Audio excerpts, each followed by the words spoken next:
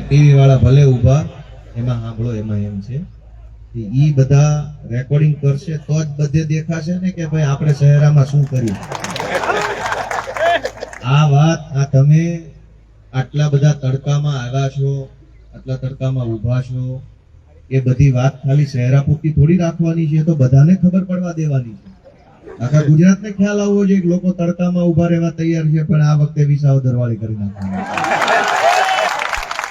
એટલે સૌથી પહેલા તો આ વાઘજીપુરા ગામ ખાતે આયોજિત આમ આદમી પાર્ટીની ગુજરાત જોડો જનસભામાં અલગ અલગ અનેક ગામડામાંથી દૂર દૂરથી પધારેલા આપ સૌ ગામજનો, આગેવાનો, યુવા દોસ્તો, વડીલો, અમારા માતાઓ બહેનો, બધાનો હું હૃદયપૂર્વક ખૂબ ખૂબ આભાર વ્યક્ત કરું છું, બધાને પ્રણામ કરું છું. નોંધ લેવા જેવી ત્રણ બાબત છે, તમારા બધાની નોંધ લેવા જેવી ત્રણ બાબત છે કે એક તો આટલી વિશાળ સંખ્યાની અંદર તમે અહીંયા શહેરા તાલુકાના વાઘજીપુરાની અંદર ઉપસ્થિત થયા છો, એ બહુ મોટી બાબત છે, બહુ જબરજસ્ત તાકાત કહેવાય. એમાંય પાછા તમે આ કાળા ધૂમ તડકાની અંદર બેઠા છો, 2 કલાક થવા આવી, અને આટલો બધો તડકો ગરમી હોવા છતાંય એક માણસ ઉભો નથી થતો ને, એ તમારી તાકાત છે દોસ્તો. અને ત્રીજી વાત કે આમ તો ચારે બાજુ જ્યાં આમ આદમી પાર્ટીની સભા હોય ત્યાં ભાજપ વાળાને પેટમાં દુખે, એટલે સભા ન થાય એના માટેના હજારો પ્રયત્ન કરે, મંજૂરી ન મળે, કોઈક એની જમીન આપતું હોય, કોઈ એની ઓફિસ આપતું હોય મીટિંગ કરવા, તો એને ધમકાવીને ના પડાવી દે, પોલીસ આડી મોકલે, ભાજપના ગુંડાઓ ફોન કરે બધાને કે તમે એમની સભામાં જતા નહીં, નહીતર આમ થઈ જશે, તેમ થઈ જશે. પણ એ બધી જ વસ્તુ હોવા છતાંય તમે પૂરી તાકાતથી આ સભામાં બેઠા છો, એ બહુ મોટી બાબત છે દોસ્તો, તમારા બધાની નોંધ લેવાની.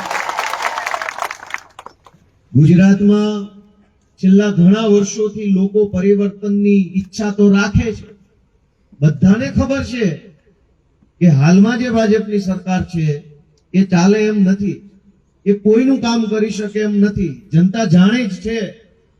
પણ જનતા પાસે વિકલ્પ ક્યાં હતો? બદલાવ કરવો હોય, પરિવર્તન લાવવું હોય, સારા માણસોને આગળ લાવવા હોય, ભણેલા ગણેલા ઈમાનદાર નિયત વાળા માણસોને ઉપર લઈ આવવા હોય, સારી જગ્યાએ પહોંચાડવા હોય, તો વિકલ્પ શું હતો?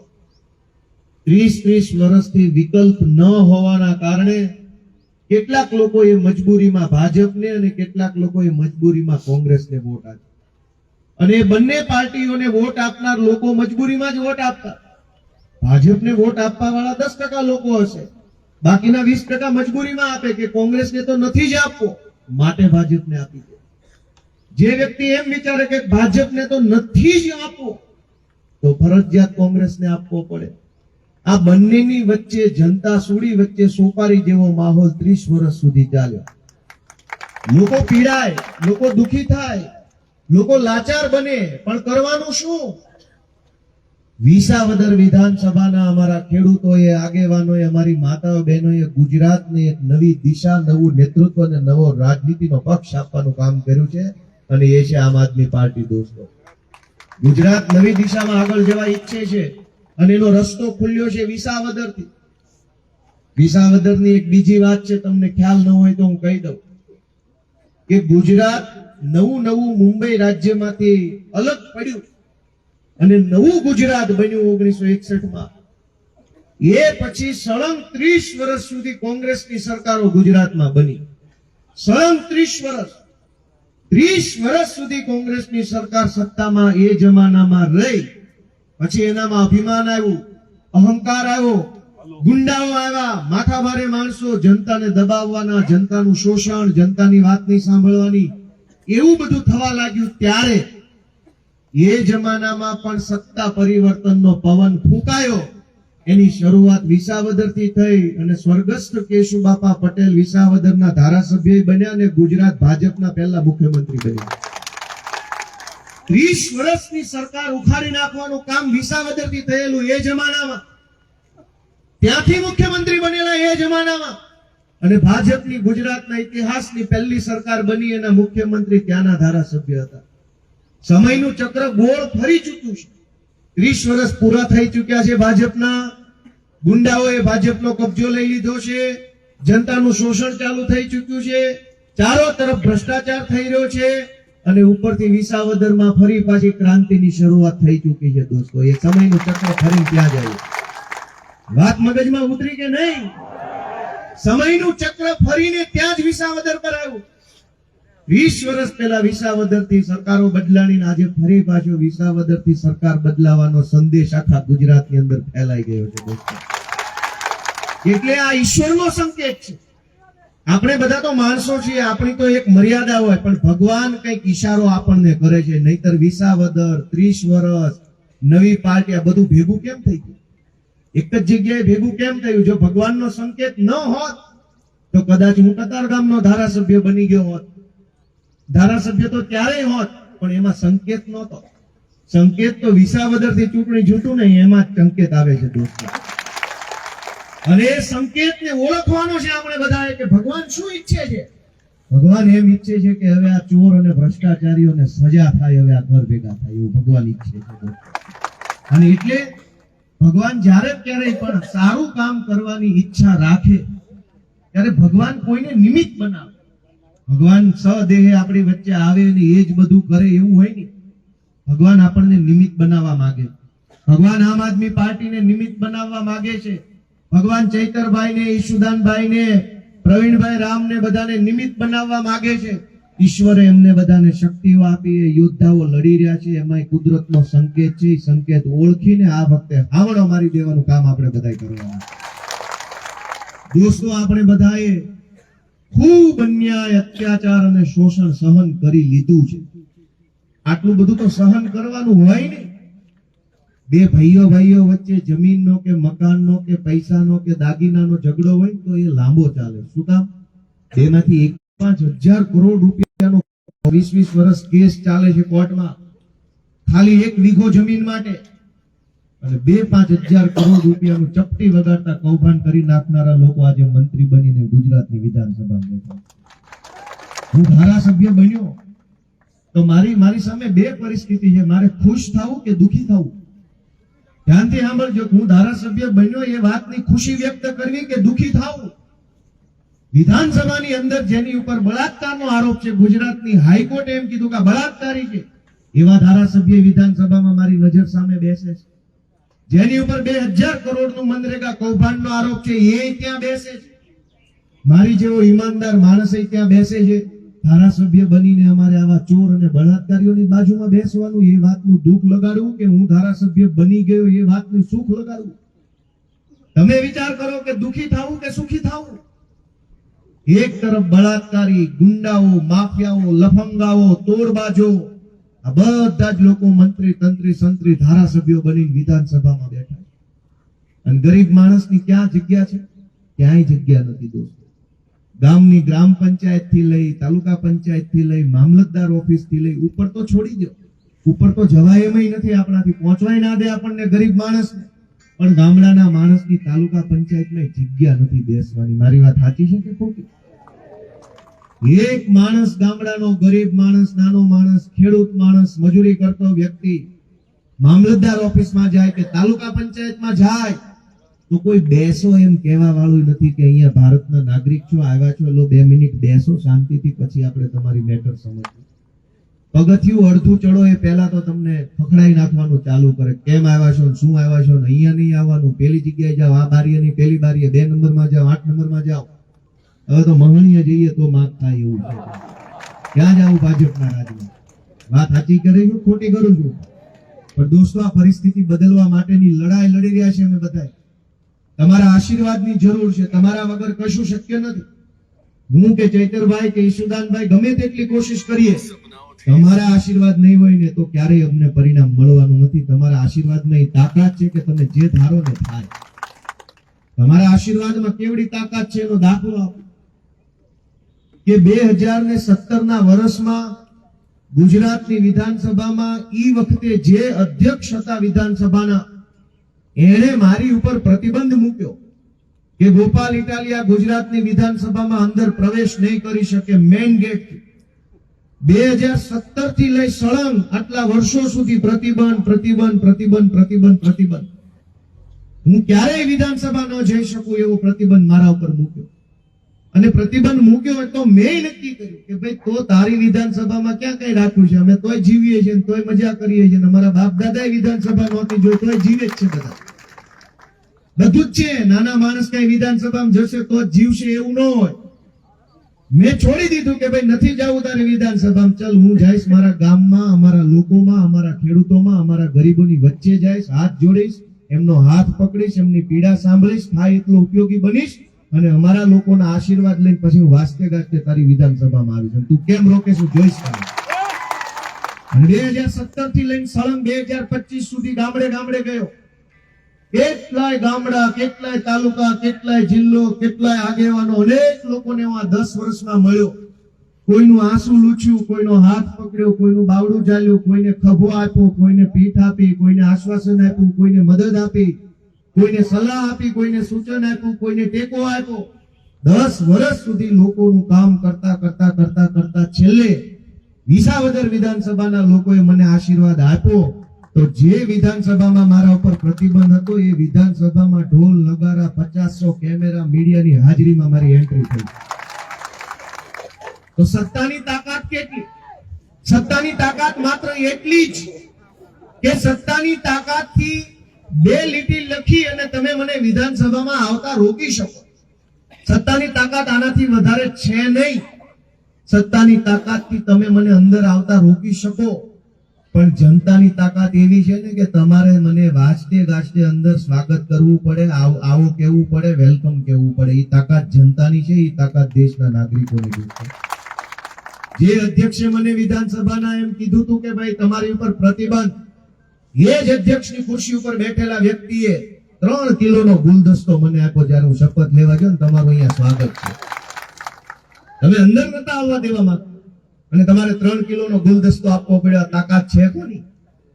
સત્તાની તાકાત રોકી શકે, પણ જનતાની તાકાત અંદર મોકલી શકે અને વટથી બેસાડી શકે ને એ તાકાત આ સમિયાણામાં બેઠેલા બધા લોકોની અંદર છે. પણ આપણે જ આપણી તાકાત ભૂલી જઈએ તો, આપણે જ આપણી તાકાત ભૂલી જઈએ તો કોણ બચાવે? ભગવાને બધાને 2 હાથ આપ્યા છે. એક બબાલ થાય અને તમે ભૂલી જાઓ કે મારે 2 હાથ છે તો શું થાય? ગોબા પડી જાય. તમને યાદ રહેવું જોઈએ કે મારે 2 હાથ છે, હું 2 ગોબા પાડી શકું એમ છું તો નો વાંધો આવે. પણ તમે ભૂલી જાઓ તો કે મારી પાસે હાથ છે, ઢીકાન પાટણ ગબગબાઈ વયા જાય. મારી વાત સમજાય છે કે નહીં? આપણે આપણી તાકાતને ભૂલી જઈએ તો નિર્બળમાં નિર્બળ માણસ, અશક્તમાં અશક્ત માણસ આપણને માર મારીને ભાગી જાય. સૌથી કમજોરમાં કમજોર માણસ માર મારીને ભાગી જાય. શું કામ? આપણને યાદ જ ન આવ્યું મારી પાસે 2 હાથ છે. દોસ્તો, જનતાની આ હાલત ગુજરાતમાં કરી દીધી ભાજપે કે જનતા એમ ભૂલી ગઈ છે કે મારામાં સરકાર બદલવાની તાકાત છે. જનતાને એ વાત ભૂલવાડી દીધી છે કે જનતામાં એવડી તાકાત છે કે સત્તાનો બાપ હોય તો પલટાઈ જાય ને એવડી તાકાત તમારા હાથની અંદર મૂકેલી છે. પણ આપણે ભૂલી ગયા કે આપણામાં તાકાત છે. એટલે નબળા માણસો, ગુંડા જેવા માણસો, સમાજમાં અસામાજિક કામ કરતા લોકો સમાજની ઉપર ચડી બેઠા. હકીકતમાં શક્તિ સમાજમાં છે, સરકારોમાં શક્તિ ન હોય. શક્તિ સમાજમાં છે. સરકાર ધારે તો સમાજ બનાવી શકે. હા કે ના કહો? સરકાર ધારે તો સમાજ બનાવી શકે, સમાજ ધારે તો સરકાર બનાવી શકે. તો તાકાત ક્યાં છે? સરકારમાં કે સમાજમાં? સમાજમાં તાકાત છે, લોકોમાં તાકાત છે. પણ લોકો પોતાની તાકાત ભૂલી જાય તો પછી એનું રોણું જોડવું ક્યાં જઈને રોવાનું? હું તમારી તાકાતને તમને બતાવવા માટે, તમારો આત્મા જગાડવા માટે આવ્યો છું. તમને હાથ જોડવા કે તમારો આત્મા જગાડો અને તમારી તાકાતને ઓળખો. અને જે દિવસે તમે તમારી તાકાતને ઓળખી જશો ત્યારે ગુજરાતના કોઈ ભાજપના ગુંડાની હિંમત નથી કે જનતાને તું કહી શકે. દોસ્તો, જનતામાં એવડી મોટી તાકાત છે, પણ એ તાકાત આપણે ભૂલી ગયા છે. એને યાદ કરવાની. આજ તમે કલ્પના કરો કે તમામ માથાભારે માણસો, ગુંડાઓ, બદમાશો, લફંગાઓ, માફિયાઓ, તોડબાજો, બુટલેગરો, ડ્રગ્સ માફિયાઓ, જમીન માફિયાઓ, ખનીજ માફિયાઓ, એ બધા કઈ પાર્ટી હારે જોડાયેલા છે? હોય એવું કેજો, ખોટું ન બોલતા, કેમેરામાં આવે છે. એક કામ કરીએ કે તમે તમારા આમાં તો 5000 માણસો બેઠો છે, 20, 30, 40, 50 ગામના લોકો હશે, અહીંયા 3 તાલુકાના લોકો આવ્યા હશે. તમે તમારા પોતાના ગામમાં કે તમારા પોતાના તાલુકામાં જે ભાજપના નેતાને ઓળખતા હોય એ નેતાનું નામ મનમાં વિચારો કે તમે કોને ઓળખો છો. જોયેથી ઓળખતા હો, નામથી ઓળખતા હો, હોદ્દાથી ઓળખતા હો. મગજમાં એક નામ વિચારો કે ભાઈ રમેશભાઈને હું ઓળખું છું. તાલુકા પંચાયતના, જિલ્લા પંચાયતના કે ગ્રામ પંચાયતના કે કોઈ પણ લેવલે ભાજપના તમારા વિસ્તારના જે ભાજપના નેતાને તમે ઓળખતા હો એનું નામ મગજમાં ખાલી વિચારો. બધાએ વિચારી લીધું? બધાએ વિચાર્યું કે નહીં? હવે એના ધંધા શું છે એ વિચારો. વિચારો છે એમાં એક કે માણસ છે નહીં વેપારી નહીં હોય, એક કે માણસ શિક્ષક નહીં હોય, એક કે માણસ સારો ડોક્ટર નહીં હોય, એક કે માણસ મજૂરી કરતો શ્રમિક નહીં હોય, રિક્ષા નહીં ચલાવતો હોય, શાકભાજી નહીં વેચતો હોય, નાનું કામ નહીં કરતો હોય, કોઈ વેપાર નહીં, ધંધો નહીં. તમામ માણસો બે નંબરિયા હશે, રેતી કાઢતા હશે, કટકી કરતા હશે, કોન્ટ્રાક્ટ લેતા હશે, રોડ બનાવતા હશે, જમીનો પચાવી પાડતા હશે, ગુંડાગીરી કરતા હશે, દારૂ વેચતા હશે, દારૂના હપ્તા લેતા હશે. આવા જ હશે એ વાતની મને પૂરેપૂરી ખાતરી છે. હું તો નથી ઓળખતો તમારા ગામના ભાજપ વાળાને, તોય મેં અંધારામાં તીર માર્યું. વાગ્યું કે ન વાગ્યું? એનો અર્થ શું થયો? એનો અર્થ શું થયો? હું અંધારામાં તીર મારું કે જાઓ તમારા ગામનો ભાજપનો મુખ્ય નેતા છે ને એ ચોર હશે. તમે ના નો પાડી શકો એ મને એટલો બધો આત્મવિશ્વાસ છે. તમે ના નો પાડી શકો. હું ભલે નથી ઓળખતો એનું નામ શું, ગામ શું, જ્ઞાતિ કઈ ખબર નથી. અંધારામાં તીર મારું ભાજપ વાળો ચોર છે એટલે તીર સીધું ત્યાં વાગે. દોસ્તો આ કઈ પરિસ્થિતિ કહેવાય ગુજરાત કે તમામ નબળા માણસો સરકારમાં, તો સારા સજ્જન મહેનતુ માણસો એ શું કરવાનું? તમે સહેજ તો વિચારો કે સારા માણસે કેમ જીવન જીવવું. મામલતદાર ઓફિસ થી લઈ તમે એક દાખલો લો. પોલીસ સ્ટેશનમાં જવું હોય તો ગુંડા, બદમાશ, માફિયાઓ અને બુટલેગરો વટથી જાય છે, તાકાતથી જાય છે, છાતી કાઢીને જાય છે, અને એક નાનો માણસ છે ની ડરતા અંદર જાય છે. વાત સાચી કરું છું ખોટી કરું? એક સામાન્ય માણસ હોય તમારામાંથી કોઈએ પોલીસ સ્ટેશન જવું હોય તો ડરતા જવું પડે, ધીમા પગલે જવું પડે, કોઈ તો ચપ્પલ એ બહાર કાઢીને જાય. અને ગુંડાઓ અને બદમાશો છાતી કાઢીને મામાના ઘરે જતા હોય, માસીના ઘરે જતા હોય, એવી રીતે વયા જાય છે પોલીસ સ્ટેશન. દોસ્તો આ પરિસ્થિતિ થઈ છે ગુજરાત, અને એને બદલવા માટેની લડાઈ ઈશુદાનભાઈ ગઢવી, ચૈતરભાઈ વસાવા, પ્રવીણભાઈ રામ, રાજુભાઈ કરપડા, સાગરભાઈ આ બધાએ આગેવાની લીધી છે કે ગુજરાતની આ હાલત અમે બદલીને રહીશું, ચાહે જે બલિદાન આપવું પડે આપવું. ચૈતરભાઈ ગ્લાસ ફેંક્યોનો ગુનો એની ઉપર નોંધાયો કે ગ્લાસ ફેંક્યો એટલે 307 એટલે જાનથી મારી નાખવાની કોશિશ, મારી નહીં નાખવાનો પ્રયત્ન કરવા માટેની કોલમ એટલે 307. ધ્યાનથી સાંભળજો.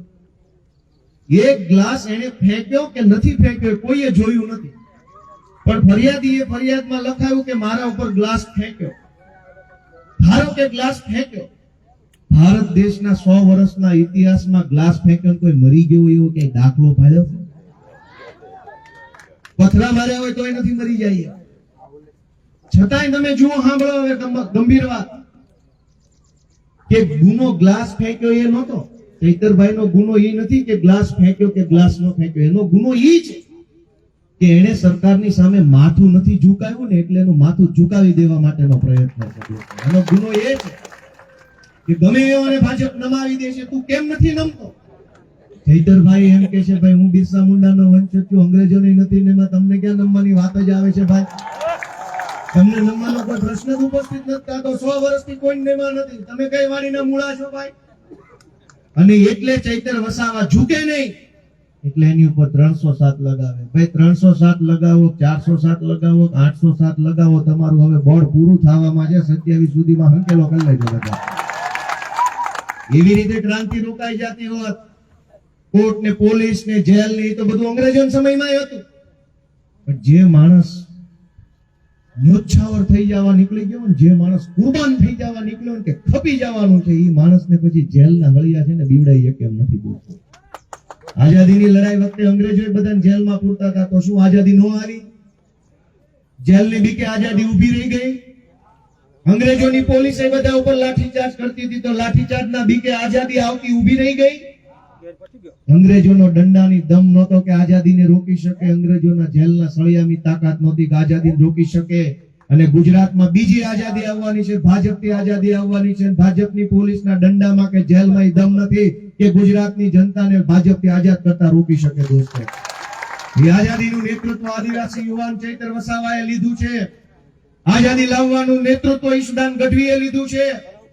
હવે જેનામાં પાણી હોય ને આવી જાય હામાં મોરે મોરો ફટકાર દેવાનો છે. કોણ રોકી શકે છે? અમે જોઈએ.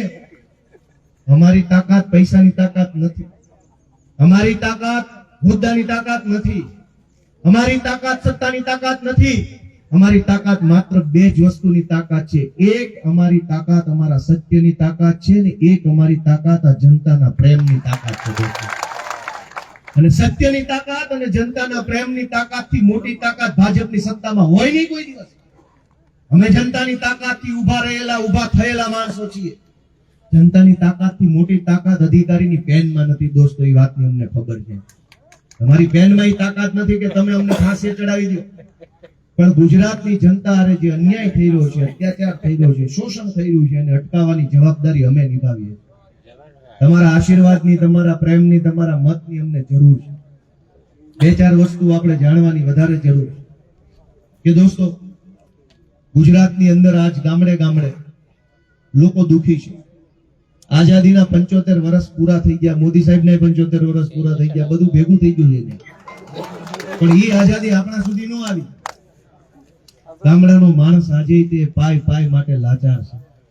ખેતરોમાં તમે કંઈક વાવો, કંઈક ઉગે, બાજરો ઉગે, જુવાર ઉગે, મકાઈ ઉગે, કપાસ ઉગે, મગફળી ઉગે, બટાકા ઉગે, તમાકુની ખેતી કરે ત્યાં પેલી બાજુ આણંદ ચરોતર બાજુ તમે જે પાક પકવો એનો કોઈ દિવસ તમને પૂરો ભાવ ન મળે. તમારા ખેતરમાં પાક આવ્યો, તમારા હાથમાં વસ્તુ આવી એટલે માર્કેટમાંથી ભાવ ડાઉન, માફિયા કમાઈ જાય.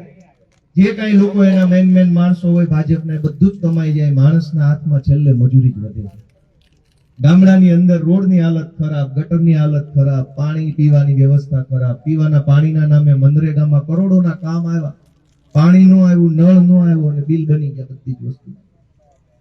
છેલ્લે માણસ કંટાળીને એમ વિચારે કે ગામમાં નથી રહેવું, લુણાવાડા કે ગોધરા કે અમદાવાદ કે રાજકોટ કે ક્યાંક જતો રહું. પણ કેમ જવાનું? ગામમાં રહેવાય નહીં, શહેરમાં જવાય નહીં. એવી લાચાર પરિસ્થિતિમાં કરોડો માણસો આજ જીવી રહ્યા છે ગુજરાતની અંદર. વાત સાચી છે ખોટી? ગામમાં રહેવાય નહીં.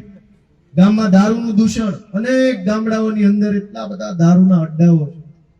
ગામની શાળામાં 3 શિક્ષક નહીં હોય પણ ગામમાં અડ્ડા 10 હશે.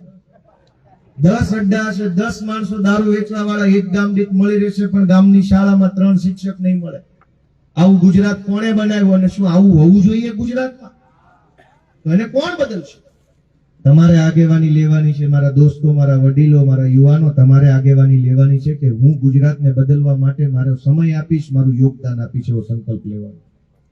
અને તમે આગળ નહીં આવો તો કેવી રીતે થશે? તમે મનથી વિચારો કે આ વસ્તુ ક્યાં સુધી ચાલશે. અને દારૂ તો દારૂ, ડ્રગ્સનું દૂષણ કેટલું વધ્યું છે ચારો તરફ, તમને બધાને ખબર છે કે નથી? આ બધે મોટા શહેરોમાં ડ્રગ્સનું દૂષણ બેફામ વધ્યું છે. હપ્તા સિવાય કોઈ કામ નથી થતું. લાંચ, નાનામાં નાના કામ માટે પૈસા દેવા પડે. કોણ એવો માણસ છે જે એમ કે હું મામલતદાર ઓફિસેથી મફતમાં કામ કરાય આવ્યો?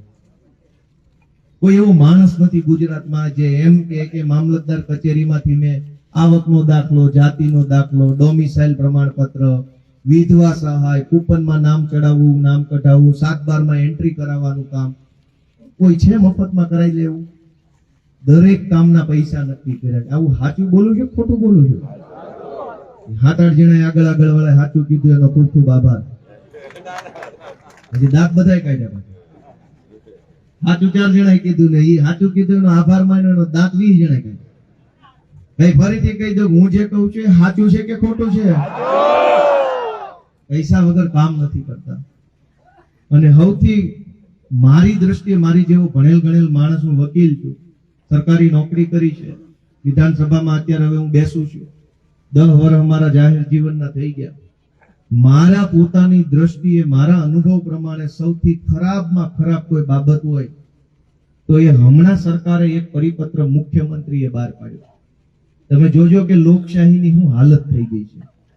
તમે જેને સરકાર કહો છો, તમે જેની પાસે આશા રાખો છો, તમે જેને મંત્રી કહો છો, તમે જેને કેબિનેટ કહો છો, એની ઓકાત શું છે એ પોતે સરકારે પોતે જાહેર કર્યું કે અમારી કઈ ઓકાત જ નથી.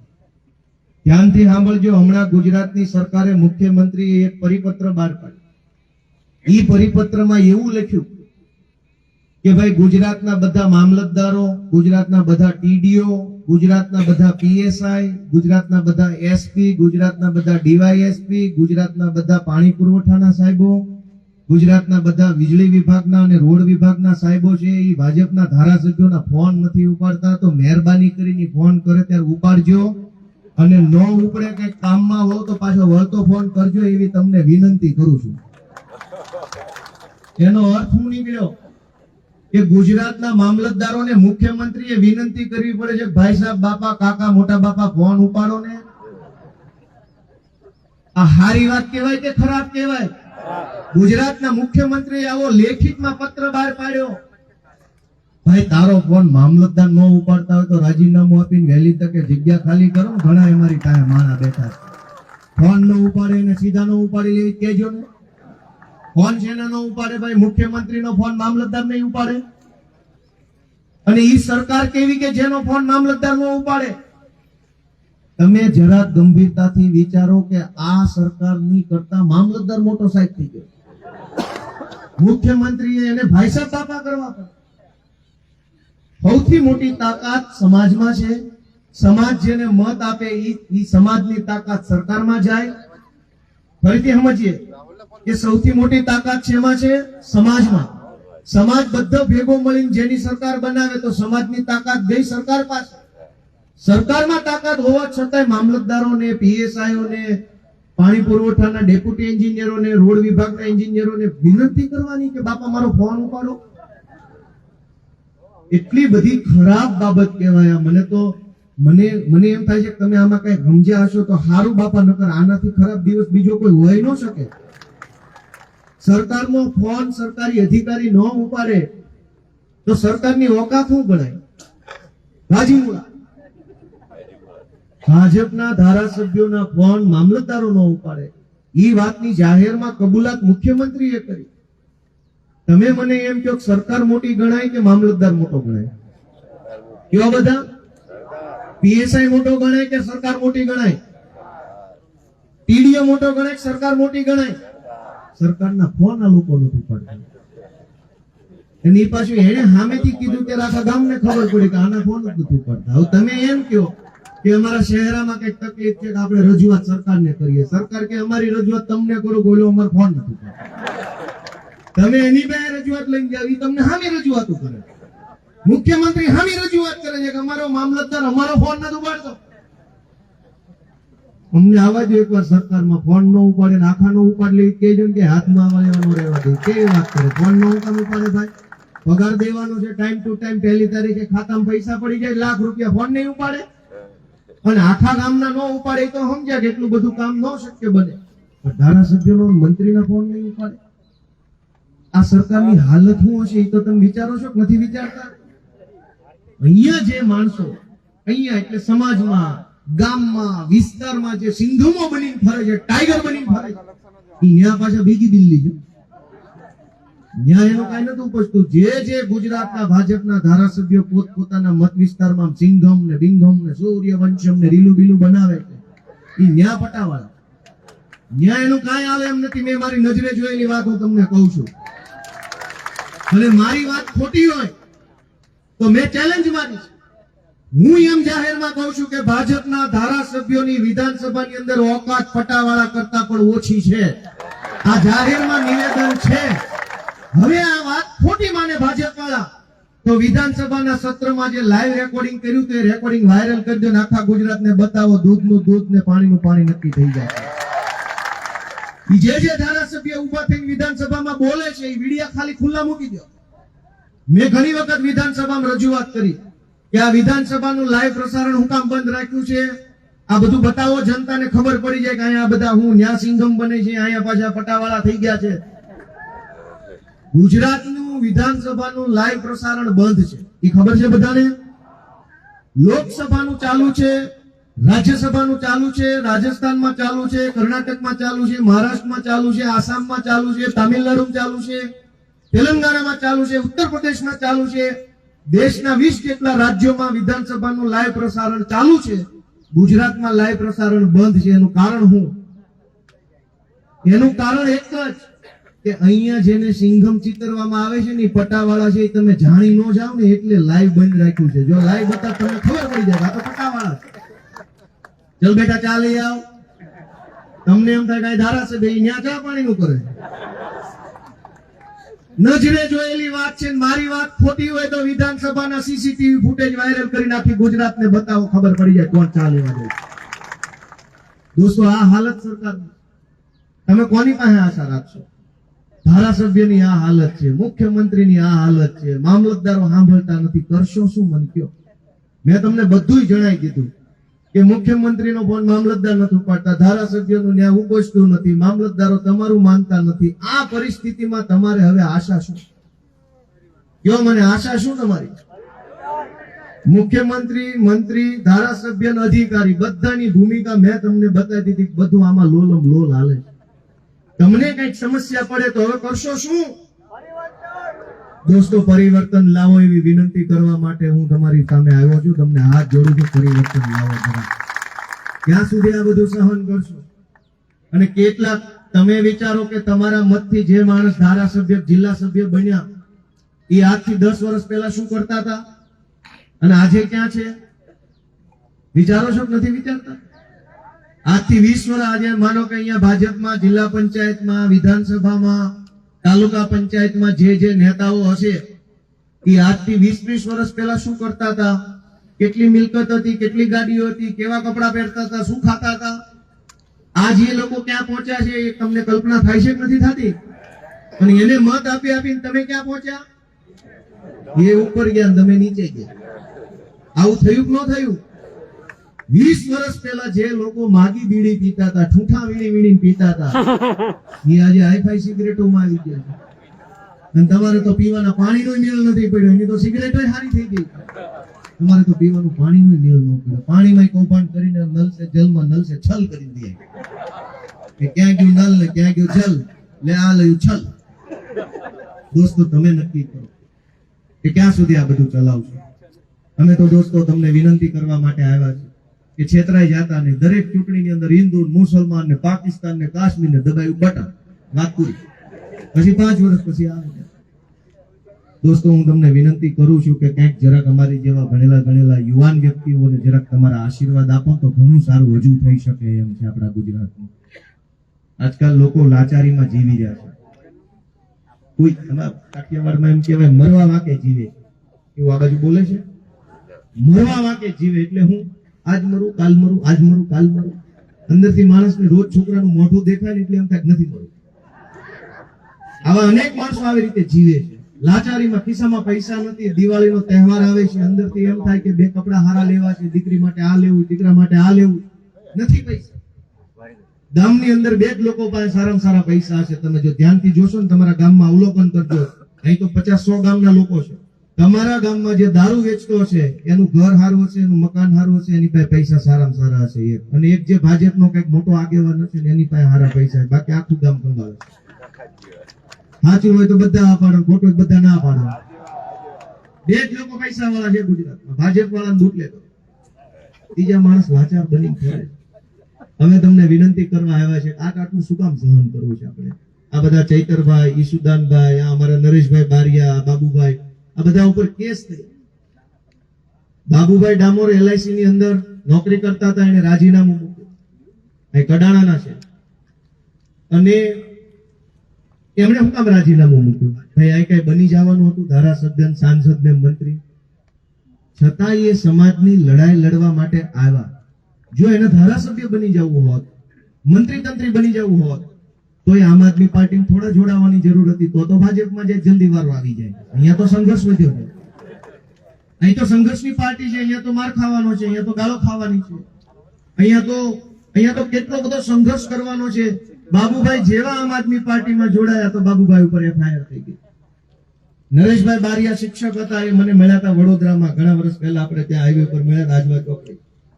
મને કે મારે જોડાવું છે. મેં કીધું તમારા જેવું ઉત્તમ એકેય કામ નહીં. જો શિક્ષક તરીકેનો માણસ આમ આદમી પાર્ટીમાં આવતો હોય તો એનાથી સમાજનું ભલું થશે, પાર્ટીનું તો થશે જ થશે, સમાજનું સારું થશે. આજ અમારી પાર્ટીમાં અમે બેઠા છીએ તો વટથી માઇકમાં ઉભા થઈને કહી શકીએ કે બાબુભાઈ LIC માં હતા, નરેશભાઈ બારિયા છે શિક્ષક હતા, ગોપાલભાઈ વકીલ હતા, ઈશુદાનભાઈ પત્રકાર હતા, ચૈતરભાઈ વસાવા છે ગ્રામ સેવક હતા. આ અમે વટથી કહી શકીએ કે જો અમારા માણસો આટલું ભણેલા ગણેલા સજ્જન અને સારા બેકગ્રાઉન્ડ માંથી આવતા માણસો. જો ભાજપની સભા શું કે આ અમારા ફલાણા ભાઈ રોડ નું પુલ ખાઈ ગયા ને આ અમારા ફલાણા ભાઈ છે સહકારી મંડળી 2000 નું કરી નાખ્યું ને ડેરીની અંદર 5 કરોડ નું કરી નાખ્યું અમારા રમેશભાઈ, બરાબર, સહકારી સંઘમાં આટલું કરી નાખ્યું, નાણાંનું આટલું કરી નાખ્યું, પુલનું આટલું. એમનો પરિચય એવો હોય. બીજા કઈ હારા માણસો તો છે નહીં એની પાસે. મારી વાત સમજ્યા કે ન સમજ્યા? ભાજપનું મંચ હોય તો તમારે એનો પરિચય જોવાનો કે આ તો કે આ મંડળીમાં ખાઈ ગયો, આ નાળા ખાઈ ગયો, આને ઓલી જમીન પચાવી, આ તો કે ઓલો રેતી કાઢી ઉડ્યો, અમારામાં આ તો કે LIC વાળો, આ તો કે શિક્ષક, આ તો કે ડોક્ટર, આ વકીલ, આ એન્જિનિયર, આ ફલાણો. અમારા પરિચય એવા છે, એમના પરિચય એવા છે. પરિચય ધ્યાને લઈને બટન દબાવજો એ બધાને વિનંતી કરી દઉં. પરિચય યાદ રાખજો, વગર પરિચય બટન ન દબાવતા. અજાણ્યું બટન દબાવશો તો કઈક નક્કી નહીં હું થાય. અમે જાણીતા માણસો છીએ. દોસ્તો, તમે આટલી વિશાળ સંખ્યામાં આવ્યા, હું તમારો આભાર માનું છું. એક વિનંતી કરું છું કે તાલુકા જિલ્લા પંચાયતની ચૂંટણી આવે છે. આમ આદમી પાર્ટીએ નક્કી કર્યું છે કે બધી સીટ ઉપર હાવણા ઉમેદવાર ઉભા રાખવાના છે અને તમારા આશીર્વાદ હાવણા ઉમેદવારને મળે એવી હું તમને બધાને વિનંતી કરતો જાઉં છું. દોસ્તો, જો એના એ આવશે તો અત્યાર સુધી થયું એવું ને એવું જ થશે. અમે આવશું તો કઈક નવું કામ કરશું, સારું કામ કરશું, મજબૂત કામ કરશું. એટલા માટે તમને બધાને વિનંતી છે કે પોતપોતાના ગામની જવાબદારી સંભાળજો. લાચારીથી ડરીને રહેવામાં કોઈ મજા નથી. થોડી હિંમત બધા કરશે તો જ બદલાવ આવશે. હું પણ એક નાના એવા ગામમાંથી નીકળેલો યુવાન છું. મારું એવું હાવ નાનું એવું ભાવનગર જિલ્લાનું હાવ નાનું એવું ગામ છે. 2000 લોકોની વસ્તી નથી અમારા ગામમાં. એવા નાના એવા ગામમાં જન્મેલો એક છોકરો ધારાસભ્ય બની જાય એવડી મોટી ભાજપની સામે, તો એ કેવડી મોટી વાત કહેવાય. તમે વિચારો દોસ્તો. તો તમે એવું ન માનતા કે તમે કઈ નહીં, કે તમે જે કરી શકો ને એ કોઈ ન કરી શકે. તમે ખાલી તમારી તાકાતને ઓળખો, ડરો નહીં, ચિંતા ન કરો, કોઈ ખાઈ નહીં જાય. આખી ભાજપ પાર્ટી વિસાવદરની અંદર મને હરાવવા માટે લાગેલી. મુખ્યમંત્રી વિસાવદરમાં, ગૃહમંત્રી વિસાવદરમાં, પાણી મંત્રી વિસાવદરમાં, કૃષિ મંત્રી વિસાવદરમાં, વન મંત્રી વિસાવદરમાં, બીજા લગભગ 2000 જેટલા બુટલેગરો વિસાવદરમાં, ડ્રગ્સ માફિયાની ડ્યુટી વિસાવદરમાં, 2 કેન્દ્રીય મંત્રી વિસાવદરમાં, પ્રદેશ પ્રમુખ વિસાવદરમાં, 40 જેટલા કાઠિયાવાડના ધારાસભ્યો વિસાવદરમાં, 10 સાંસદો વિસાવદરમાં, ભાજપની આખી ગેંગ ઉતરી ગઈ હતી વિસાવદરમાં. તોય એક ગામડાના ગરીબ જુવાનિયાને વિસાવદરની જનતાએ આશીર્વાદ આપ્યો. તો તમે વિચારો કે સરકારની તાકાત મોટી થઈ કે જનતાની તાકાત મોટી થઈ? પણ તમે તમારી તાકાત નહીં ઓળખો તો આ ભાજપથી ક્યારેય આઝાદી નહીં મળે. દોસ્તો, એટલું યાદ રાખજો. અમે લડાઈ લડ્યા તો જનતાનો પ્રેમ મળ્યો. તમારે અહીંયા એક લડાઈ લડવી પડશે આઝાદી મેળવવા માટે. તમને એમ લાગતું હોય કે પંચમહાલ જિલ્લામાં કે શહેરામાં કે ગોધરામાં કે લુણાવાડામાં કે કોઈ પણ તાલુકામાં ગુંડાગીરી છે, મને બધી ખબર છે. અને ભાજપના રાજમાં તો જિલ્લા વાઇઝ તાલુકા વાઇઝ ગુંડાઓ છે. બાલાસિનોર એટલે તરત બધા નામ યાદ આવી ગયું છે. ગુંડો કોણ છે એનો યાદ આવી ગયું. શહેરા એટલે તરત તમને ખ્યાલ આવી જાય કયો ગુંડો છે.